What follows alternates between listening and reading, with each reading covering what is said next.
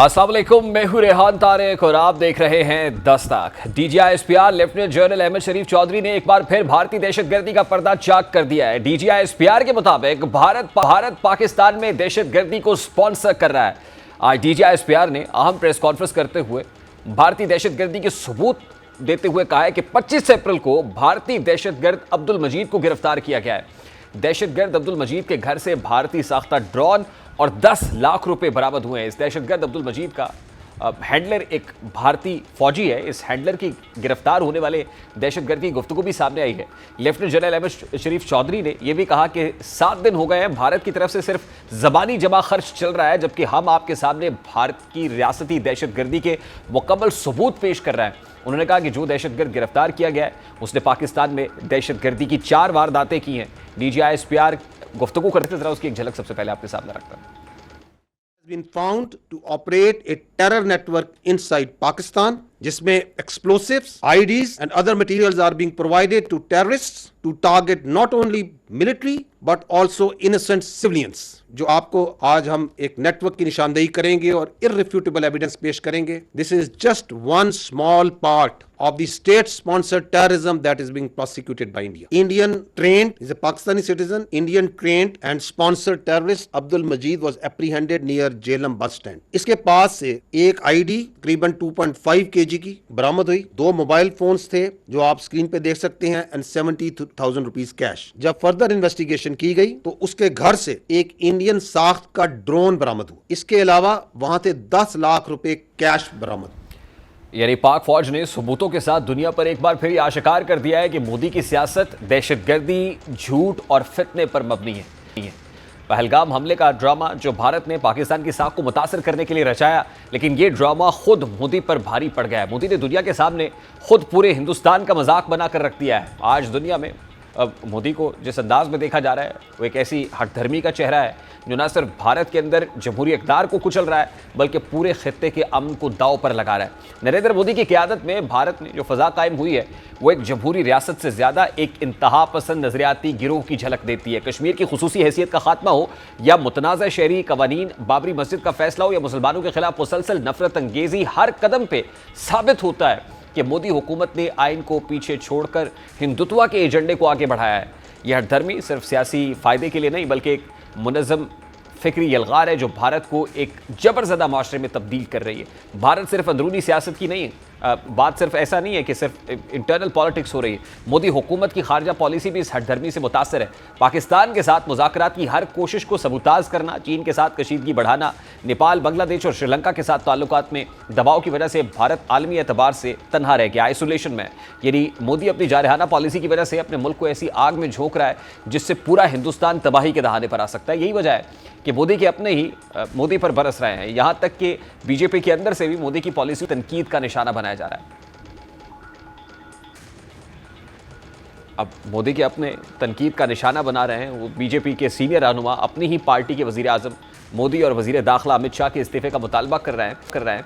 BJP के इस रहनुमा का कहना है कि चीन और तुर्की पाकिस्तान के साथ खड़े हैं और भारत तन्हा है। बीजेपी रहनुमा का मज़ीद कहना था कि चीन, पाकिस्तान, मालदीव और बांग्लादेश के मामलात पर मोदी और अमित शाह कई बार सरेंडर कर चुके हैं। यानी बीजेपी के अंदर से ये आवाज़ें उठ रही हैं कि मोदी की गलत पॉलिसीज़ की वजह से भारत तन्हा रह रहा है।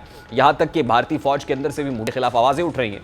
भारत के जनरल MV कुमार तो वाज़े अंदाज में मोदी पर इल्ज़ाम लगा रहे हैं कि पहलगाम हमले का ड्रामा खुद मोदी ने रचाया। भारतीय जनरल का इस हवाले से क्या कहना है, अब वो भी उनका स्टेटेड पोजीशन अपनी जगह पर है। अब मोदी सरकार की फितरत में है कि उसको सच हजम नहीं होता है क्योंकि सच तो कड़वा होता है और ये भारतीय जनरल ने बोला जो मोदी सरकार से बर्दाश्त नहीं हुआ। और अब इत्तलात के मुताबिक पहलगाम फॉल्स फ्लैग ऑपरेशन का भांडा फोड़ने वाले लेफ्टिनेंट जनरल MVS कुमार को हिरासत में ले लिया गया है। अब मोदी सरकार अपने जराइम छुपाने के लिए कभी अपनों की आवाज़ दबाती है तो कभी पाकिस्तान पर इल्ज़ाम तराशी करके खुद को बचाने की नाकाम कोशिश करती दिखाई देती है। इसीलिए अब ये इम्कान जाहिर किया जा रहा है कि भारत पाकिस्तान के खिलाफ कोई नया मिस एडवेंचर कर सकता है और इस खदशे का इजहार वज़ीर दिफा ख्वाजा आसिफ भी कर रहा है। अब जाहिर है भारत शरंगेज़ी से बाज आने वाला कहाँ है। उसने माजी में भी अभिनंदन की सूरत में पाकिस्तान पर शरंगेज़ी फैलाने की नाकाम कोशिश की और आज भी पाक फौज ने लाइन ऑफ कंट्रोल पर भारतीय क्वाडकॉप्टर को फ़ज़ाई हुदूद की खिलाफ वर्जी को नाकाम बनाते हुए मारा गया है। सिक्योरिटी ज़राए के मुताबिक इस वाक़े की तस्दीक की गई है कि भंबर के मनावर सेक्टर में दुश्मन ने क्वाडकॉप्टर से जासूसी की कोशिश की। पाक फौज की बर्वक कार्रवाई ने दुश्मन की सरहद पार जासूसी की मजमूम कोशिश को नाकाम बनाया और अब साफ नजर आ रहा है कि भारत बौखलाहट का शिकार है। यही वजह है कि भारतीय फौज ने भी बौखलाहट में अपनी ही सिख फौजियों पर फायरिंग कर दी, जिसके नतीजे में 5 सिख एहलकार अब हलाक हो गए हैं। ये सब कुछ हो रहा है हमारे हमसाया मुल्क में, जो मिस एडवेंचर के लिए तैयार खड़ा दिखाई देता है।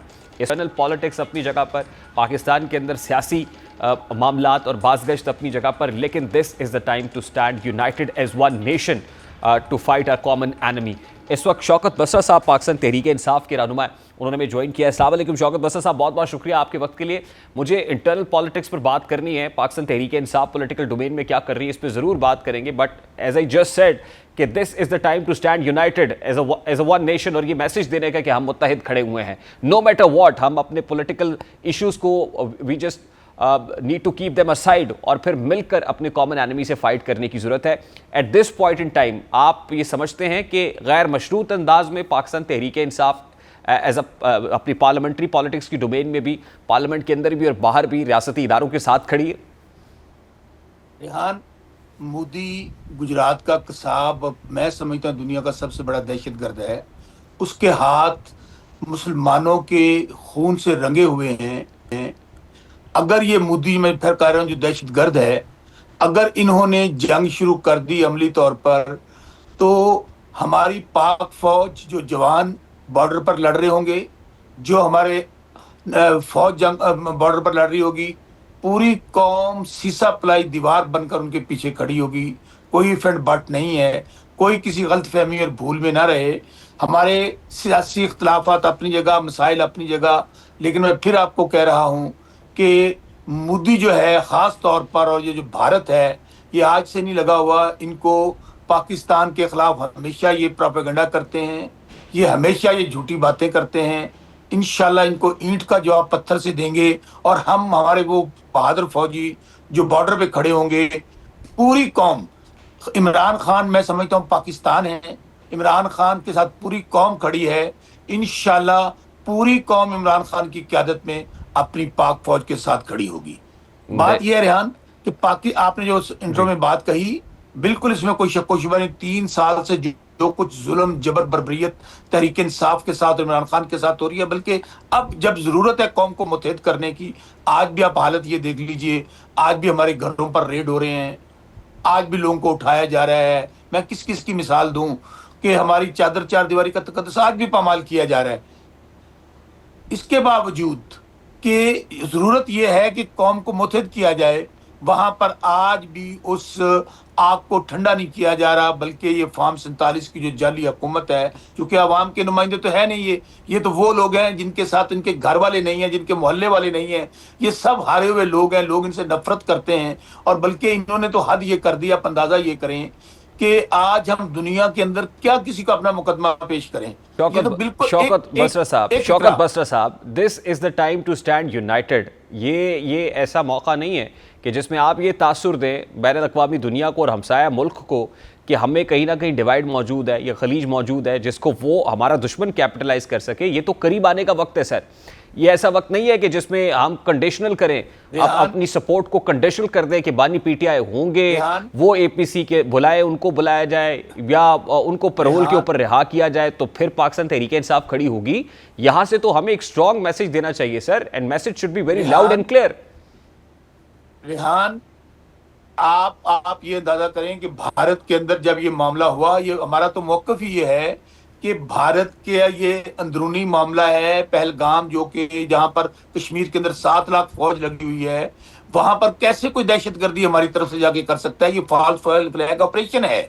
लेकिन आप क्या कर रहे हैं? आप ये कर रहे हैं कि उनको कह रहे हैं कि आप तहकीकात कर लें। अमली तौर पर उन्होंने जंग का आगाज कर दिया है।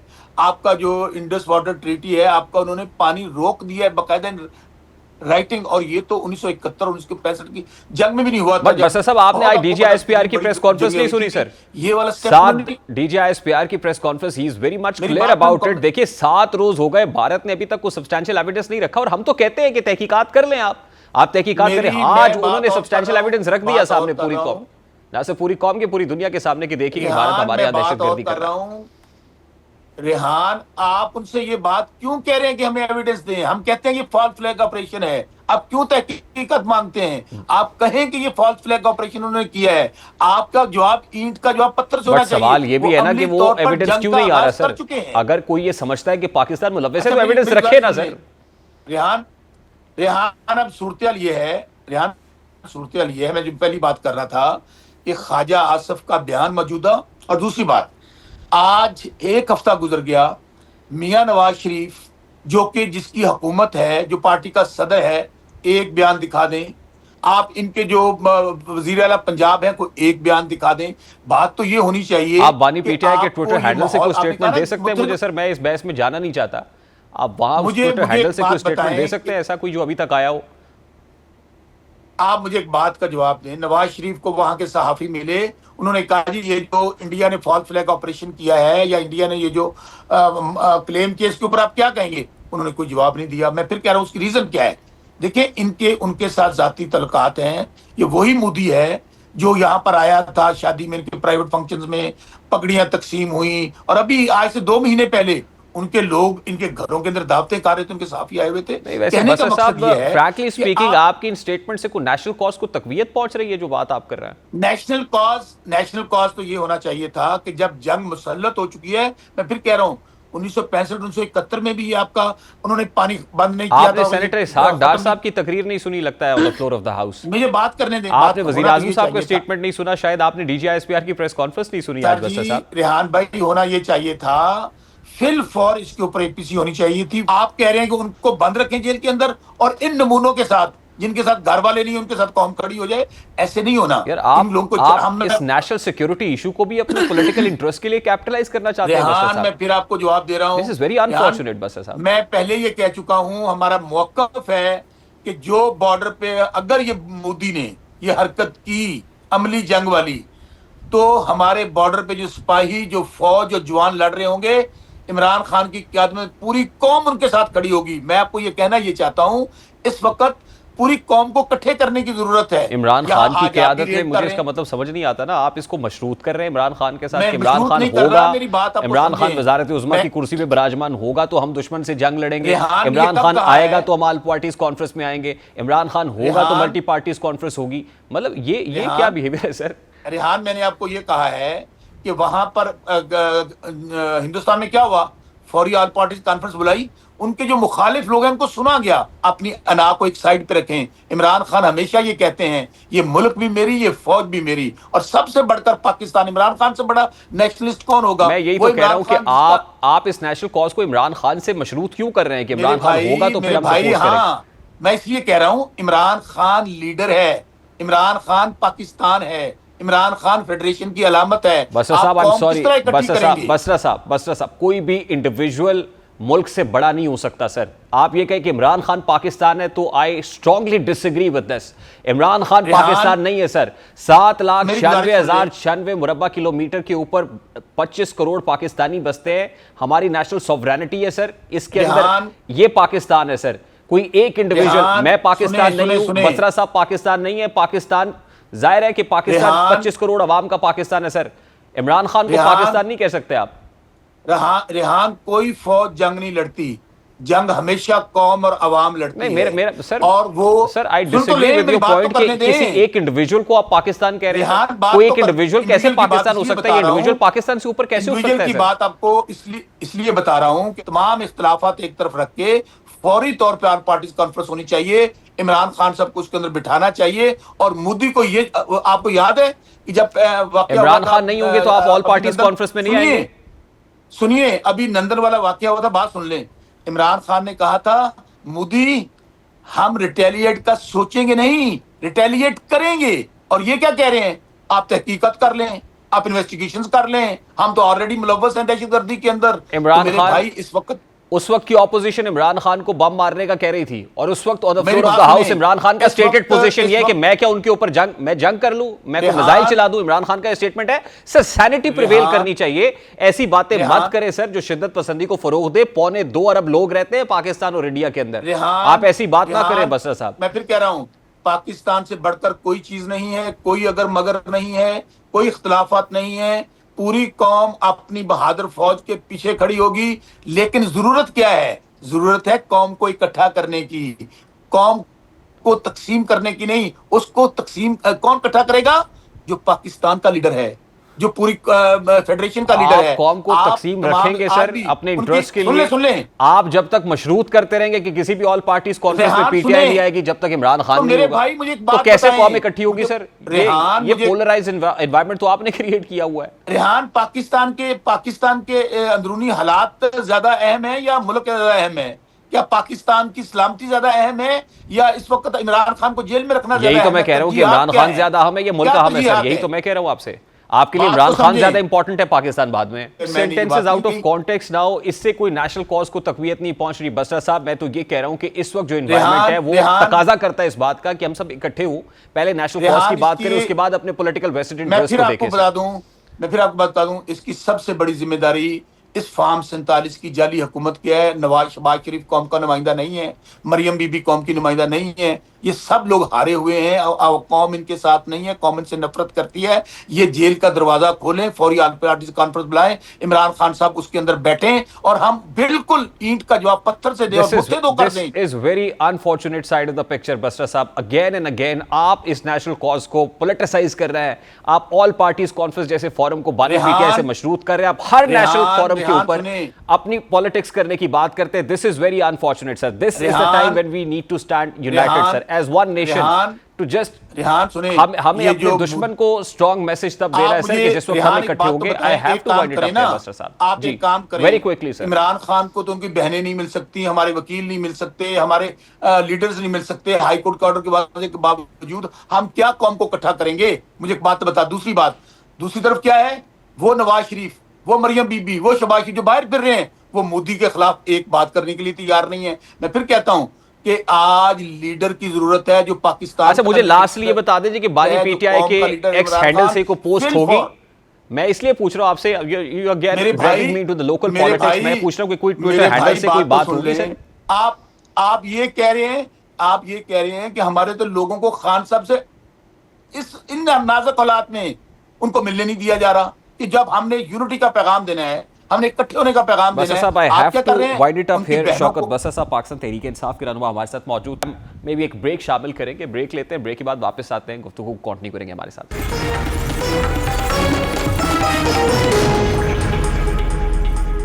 तहरीक इंसाफ के लिए सियासी रास्ते महदूद होते चले जा रहे हैं। बज़ाहिर इसकी वजह सियासी हिकमत अमली में तजादात और पार्टी के अंदरूनी इख्तलाफात हैं। और इससे बढ़कर तहरीक इंसाफ ने जो इदारों के खिलाफ मज़ामती बयानिया अपनाए रखा, जिसकी वजह से तहरीक इंसाफ अपने ऊपर सियासी गुंजाइश को तंग करती चली गई। खास तौर पर सानिया 9 मई के साइड इफेक्ट्स अब भी तहरीक इंसाफ पर अपना असर डाल रहे हैं। और अब जैसा कि सुप्रीम कोर्ट की जानिब से 9 मई से जुड़े मुकदमात को 4 माह में निपटाने की ताज़ा तरीन हुक्मनामे के बाद तहरीक इंसाफ के अरकान पार्लियामेंट में मुमकिना तौर पर अपनी नाअहली का खौफ भी बढ़ता चला जा रहा है। ज़राए के मुताबिक इस मामले पर पार्टी अरकान के दरमियान मुसलसल ये बहस और मुबाहिसा। पीटीआई रहनुमाओं को यह खदशा है कि मुमकिन सजाओं की वजह से तहरीक इंसाफ के कई अरकान पार्लियामेंट नाअहल करार दिए जा सकते हैं, क्योंकि किसी भी सजा की सूरत में रुकन पार्लियामेंट अज खुद सेनेट, कौमी असम्बली या फिर सूबाई असम्बली की रुकनीत से नाअहल हो जाता है। इस सूरत हाल के पेश नज़र पार्टी कायदीन ऐसे हालात पेश आने से पहले ही इसे रोकने के तरीके तलाश कर रहे हैं, क्योंकि पीटीआई की हर तरह की हिकमत अमली नाकाम हो चुकी है। इसलिए पीटीआई के रहनुमा मुज़ाकरात के ऑप्शन को बहाल करने की तजवीज़ दे रहे हैं। मीडिया रिपोर्ट्स के मुताबिक वज़ीर आला KPK अली अमीन गंडापुर को तजवीज़ दी गई है कि वो इस्टेब्लिशमेंट के साथ मुज़ाकरात करें। पीटीआई के एक ज़राए के मुताबिक पार्टी को इस वक्त मामूल पर लाए जाने की अशद ज़रूरत है। गो कि मरहलावार अमल है, लेकिन पीटीआई के ज़राए का कहना है कि पार्टी को मज़ीद नुकसान से बचाने के लिए इस तरीक़ा कार पर अमल करना पड़ेगा। ज़राए के मुताबिक तहरीक इंसाफ के रहनुमा इस बात से बड़े मायूस हैं कि तरसीलात ज़र का बायकॉट और इस्लामाबाद की तरफ मार्च करने जैसी साबिका सियासी हिकमत अमली नाकाम साबित हुई है। अपोजिशन के बड़े इत्तेहाद की तश्कील का इम्कान भी तकरीबन खत्म हो चुका है, जबकि अदलिया और डोनाल्ड ट्रंप जैसे बैरूनी अवामिल से वाबस्ता उम्मीदें भी दम तोड़ चुकी हैं। ऐसे हालात में पार्टी के अरकान पार्लियामेंट नाअहल हुए तो उनकी सियासी परेशानियां मजीद बढ़ जाएंगी। अगर तहरीक इंसाफ के रहनुमा नाअहल होते हैं तो यकीनी तौर पर तहरीक इंसाफ सियासी लिहाज से मजीद कमज़ोर हो सकती है, क्योंकि पार्टी में पहले ही क़यादत का फुकदान है। और अगर पार्टी में मौजूद काबिल ज़िक्र रहनुमा भी फैसले की वजह से नाअहल हो जाते हैं तो फिर ये पार्टी के लिए बड़ा सियासी झटका हो सकता है। और वज़ीर आला KPK अली अमीन गंडापुर पर भी 9 मई के मुकदमात हैं, तो ऐसे में उनकी नाअहली के खदशात भी अपनी जगह। और अगर वो नाअहल हो जाते हैं तो उस सूरत में तहरीक इंसाफ की सूबे की हिकमत अमली को भी खतरात लाहक हो सकते हैं। फैसल वोडा भी इस खदशे का इजहार कर चुके हैं कि अली अमीन गंडापुर की वज़ारत आला खतरे में पड़ सकती है। अब तहरीक इंसाफ को अदालती महाज पर बड़ा खतरा महसूस हो रहा है। सवाल यह है कि तहरीक इंसाफ के पास ऑप्शन क्या है। तो जाहिर है तहरीक इंसाफ के बहुत से रहनुमा अब भी इस्टेब्लिशमेंट के जरिए रास्ता निकालने पर जोर दे रहे हैं, लेकिन इस वक्त इदारों की तरफ से तहरीक इंसाफ को किसी किस्म का कोई ग्रीन सिग्नल नहीं मिल रहा। और इस हवाले से हालिया दिनों में आरिफ अलवी का अपना एक बयान में यह कहना कि PTI पाकिस्तान की सलामती के लिए मुज़ाकरात के लिए तैयार है, लेकिन दूसरी तरफ कोई उधर से कोई पेशरफ्त नहीं हो रही है। अब इस एतबार से देखें तो ऐसा लग रहा है कि हुकूमत का पलड़ा भारी है और इदारे हुकूमत के साथ मिलकर काम करने का तसलसल जारी रखना चाहते हैं। और जाहिर है इसका बड़ा फैक्टर बैरूनी खतरा भी है। इस वक्त भारत के हवास पर जंगी जुनून सवार है और सिविल मिलिट्री लीडरशिप भारत के अज़ाइम को खाक में मिलाने के लिए पुरज़्म दिखाई दे रही है। ऐसे में इदारों की तवज्जो इस वक्त सरहद के तहफ़्फ़ुज़ पर मरकूज़ है और ऐसे हालात में मुल्क वैसे भी किसी सियासी अदम इस्तेहकाम का मुतहम्मिल नहीं हो सकता। इसलिए फ़िलहाल तो तहरीक इंसाफ के इदारों से मुज़ाकरात होने के इम्कानात महदूद दिखाई दे रहे हैं। तहरीक इंसाफ के पास एक ऑप्शन ये ज़रूर था कि वो अपोजिशन जमातों को साथ मिलाकर हुकूमत के खिलाफ कोई मौसर तहरीक चलाते, लेकिन JUIFA ने PTI के इस्टेब्लिशमेंट से राब्तों पर भरपूर तहफ़्फ़ुज़ात का इजहार करते हुए तहरीक इंसाफ से इत्तेहाद ना करने का फैसला किया है। अब ज़ाहिर है तहरीक इंसाफ को अपने रहनुमाओं की मुमकिन नाअहली का खदशा है, इसलिए PTI इदारों के जरिए अपने लिए सियासी रास्ता निकाल सकती थी, क्योंकि अगर तहरीक इंसाफ एहतजाजी सियासत को अपनाती, उस सूरत में अगर वो मतलूबा नताइज ना हासिल कर पाती तो फिर उसके इदारों के साथ मजीद फासले बढ़ सकते थे। अब बज़ाहिर तो यही लग रहा है कि तहरीक इंसाफ इदारों के साथ मफामती रवैया अपनाना चाहती है। यही वजह है कि आज फैसल चौधरी बानी PTI से मुलाकात के बाद बानी PTI का पैगाम दिखाई दिया, जिसमें उनका कहना था कि बानी PTI ने वाज़ेह कहा है कि भारत के खिलाफ हम मुत्तहिद हैं। अभी एक ब्रेक लेंगे और ब्रेक के बाद वापस आएंगे। अदालती महाज पर भी खासी गर्मा गर्मी दिखाई दे रही है, जिक्र करेंगे इस ब्रेक के बाद हमारे साथ। इस्लामाबाद हाई कोर्ट के जजेस में तकसीम गहरी होती चली जा रही है। ऐसा महसूस हो रहा है कि हाई कोर्ट के जजेस बाकायदा तौर पर एक दूसरे के आमने सामने आ गए हैं। जैसा कि जस्टिस बाबर सत्तार और कायम मकाम चीफ जस्टिस सरफराज डोगर के दरमियान एक गैर मामूली अदालती तनाज़ा जन्म ले चुका है, जिसका ताल्लुक अदालती इख्तियारात, इंतजामी दायरा-कार और आइनी तशरीहात से है। यह मामला उस वक्त मंजर आम पर आया जब जस्टिस बाबर सत्तार ने एक ज़ेर समात केस में वफाकी इदारों खुसूसन director general immigration and passport और डायरेक्टर NAB को अदालती अहकामात की खिलाफ वर्जी पर तौहीन अदालत की शो कॉज नोटिस जारी किए। जस्टिस फारूक बाबर सत्तार का मौक़िफ़ ये था कि सरकारी अफसरान ने अदालती अहकामात की सरीन खिलाफ वर्जी की है जो तौहीन अदालत के ज़ुमरे में आती है, और इस पर उनसे वजाहत तलब की गई। फिर इसके बाद दोनों जजेस साहिबान में इख्तलाफात उस वक्त शिद्दत इख्तियार कर गए जब जस्टिस बाबर सत्तार के जारी करदा इन अबूरी अहकामात को चंद ही दिन बाद कायम मकाम चीफ जस्टिस सरफराज डोगर की सरबराही में कायम डिवीजन बेंच ने मुअत्तल कर दिया, जिसके बाद मामला मजीद पेचीदा और मुतनाज़ा हुआ।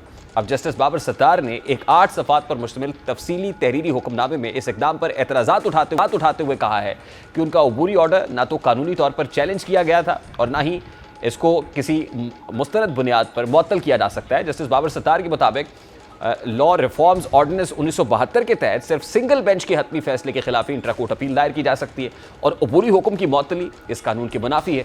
जस्टिस बाबर सत्तार ने अपने तहरीरी हुक्म में सुप्रीम कोर्ट के मुख्तलिफ फैसलों का हवाला देते हुए वाज़ेह किया है कि चीफ जस्टिस को किसी ज़ेर समात केस में इंतजामी साइड से मुदाखलत का इख्तियार हासिल नहीं है। जस्टिस बाबर सत्तार का अपने ऑर्डर में कहना था कि अगर किसी केस में सिंगल बेंच ने ऑर्डर जारी किया है तो इंतजामी बुनियादों पर उसके खिलाफ कार्रवाई करना अदालती खुदमुख्तारी की नफ़ी है। इसके साथ साथ उन्होंने ये सवाल भी उठाया है कि अदालती हिदायत के बावजूद उनके केस को कॉज लिस्ट में क्यों शामिल नहीं किया गया और ये कि जुडिशल वेबसाइट से उनके अहकामात क्यों हटा दिए गए। जस्टिस बाबर सत्तार ने सख्त नोटिस लेते हुए अपने रजिस्ट्रार जुडिशल और डेप्यूटी रजिस्ट्रार IT को आइंदा समात पर ज़ाती हैसियत में पेश होने का हुक्म दिया है ताकि वो वजाहत दें कि किसके कहने पर अदालती अहकामात की खिलाफ वर्जी की गई।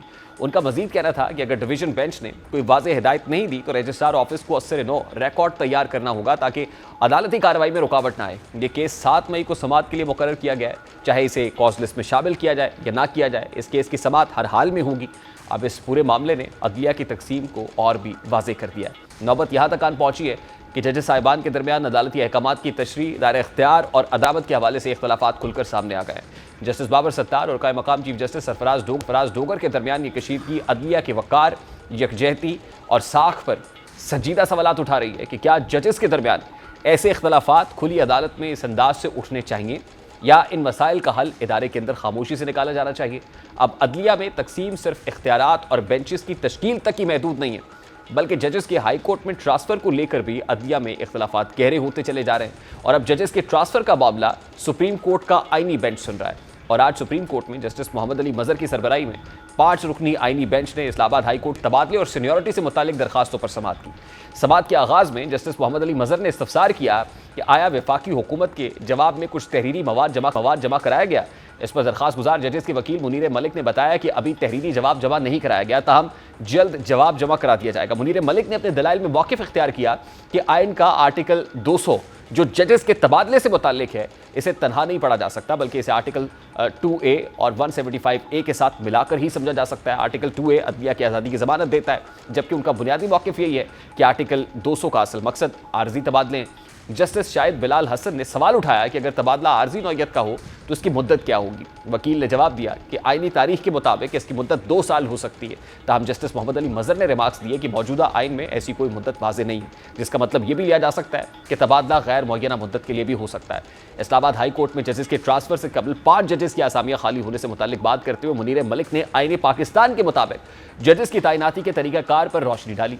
उनका कहना था कि आर्टिकल 200 के तहत सदर ममलिकत को इख्तियार हासिल नहीं कि वो जजेस की तैनाती करें, क्योंकि इसके लिए जुडिशल कमीशन के जरिए नामजदगी की जरूरत होती है। उन्होंने मजीद कहा कि आइन और मुतल्लिका कवानीन में वाज़ेह तौर पर यह तय किया गया है कि जजेस की तैनाती के लिए जुडिशल कमीशन का किरदार जरूरी है और मुस्तकिल जज की तैनाती बगैर कमीशन के नहीं हो सकती। उनके मुताबिक अगर जजेस की आसामियां खाली हों तो सदर का इख्तियार मुसलसल इस्तेमाल होता रहेगा, लेकिन मुस्तकिल जज की तैनाती जुडिशल कमीशन की मशावरत के बगैर नहीं हो सकती। इस दौरान जस्टिस मोहम्मद अली मज़हर ने उनसे पूछा कि क्या आपकी दलील यह है कि सदर ममलिकत को मुस्तकिल जज की तैनाती का इख्तियार नहीं है। मुनीर मलिक ने इस पर वजाहत देते हुए कहा कि आर्टिकल 175A में मुस्तकिल जज की तैनाती का तरीकाकार मौजूद है। वकील ने कहा कि अगर तबादला जज की मर्जी के बगैर हो तो मुद्दत लाजमन 2 साल होनी चाहिए, जिस पर बेंच ने राय दी कि अगर जज खुद रजामंद हो तो तबादला गैर मुअय्यना मुद्दत के लिए भी मुमकिन है। बाद अज़ा अदालत ने केस की समाअत कल सुबह 9:30 बजे तक मुलतवी कर दी है। अभी प्रोग्राम में एक ब्रेक शामिल करेंगे, ब्रेक के बाद वापस आएंगे। एक और अहम स्टोरी है आपके साथ शेयर करेंगे इस ब्रेक के बाद हमारे साथ।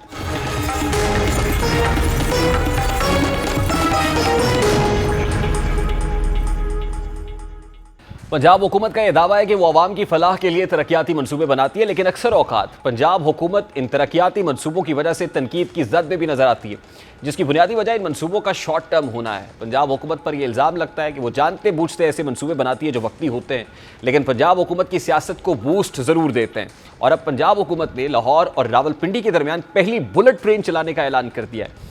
पंजाब हुकूमत इस मंसूबे का मकसद 2 बड़े शहरों के दरमियान फासला कम करके माशी सरगर्मियों में इजाफा करना और शहरी सहूलतों को बेहतर बनाना बता रही है। पंजाब हुकूमत की जानिब से यह तवक्को की जा रही है कि यह तेज़ रफ्तार ट्रेन लाहौर से रावलपिंडी तक का सफ़र सिर्फ 2 से ढाई घंटे में तय करेगी। अब इस मंसूबे के ऐलान ने एक बहस को जन्म दे दिया है। सवाल उठ रहा है कि क्या मौजूदा माशी हालात में पाकिस्तान इस किस्म के महंगे मंसूबे का बोझ उठा सकता है, क्योंकि पाकिस्तान की मईशत कुछ बेहतर ज़रूर हुई है, लेकिन अब भी बहुत सारे आशारिये ऐसे हैं जिनको बेहतर बनाने की ज़रूरत है। जैसा कि मुल्क की शरह नमू कम है, मुल्क कर्ज़ों के बोझ तले दबा हुआ है, IMF जैसे आलमी मालियाती इदारे सख्त शराइत पर कर्ज दे रहे हैं। तो ऐसे में बुलेट ट्रेन जैसे अरबों डॉलर्स के मंसूबे का आगाज़ नाक़दीन के नज़दीक एक ऐसा फ़ैसला हो सकता है जो मौजूदा माली हालात से मुताबिकत नहीं रखता है। हुकूमत के हामियों का मौक़िफ़ है कि ऐसे मनसूबे तरक्की के अमल को तेज़ करते हैं, जबकि मनसूबे की मुखालिफत करने वालों की राय यह है कि बुनियादी ज़रूरियात को पसे पुश्त डालकर इस किस्म की पुरतायुश सरमायाकारी ख़तरनाक नताइज पैदा कर सकती है।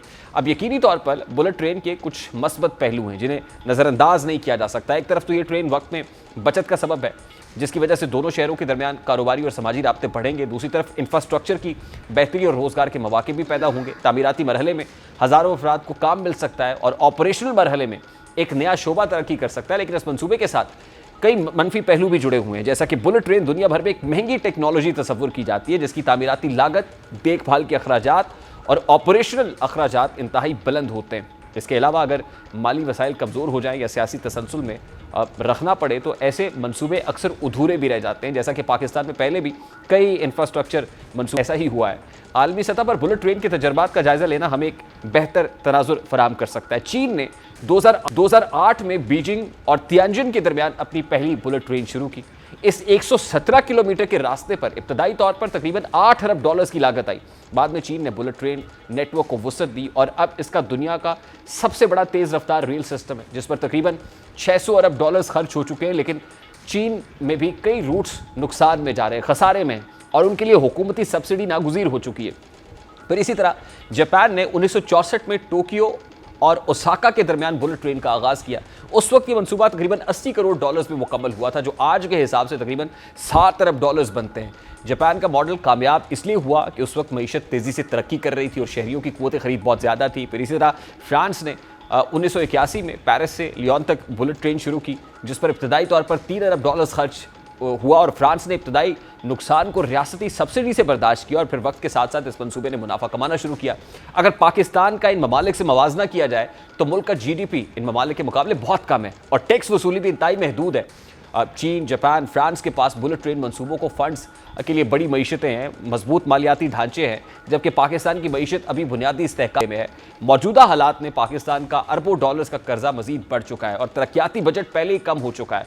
अब बुलेट ट्रेन का तस्वुर अपनी जगह तरक्की की अलामत है, लेकिन नाकिदीन टाइमिंग और मुल्क की मईशत की हकीकतों को देखते हुए ये ख्याल कर रहे हैं कि बुलेट ट्रेन बनाने का फैसला at this point in time दुरुस्त नहीं है। मौजूदा दौर में पाकिस्तान को बुनियादी तालीम, सेहत, ज़राअत और मकामी ट्रांसपोर्ट सिस्टम को बेहतर बनाने पर सरमायाकारी करनी चाहिए।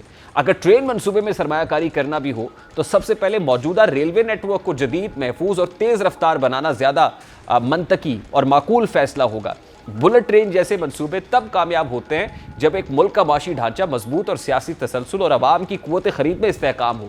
बसूरत दीगर ये मंसूबे एक बोझ बन सकते हैं और जो मईशत के लिए फ़ायदे की बजाय ज़्यादा नुकसानदेह, काउंटर प्रोडक्टिव हो सकते हैं। प्रोग्राम का वक्त अपने इख्तिताम को पहुंचा। आपसे मुलाकात होगी इंशाल्लाह कल। अपना रखिए ख्याल। अल्लाह हाफ़िज़।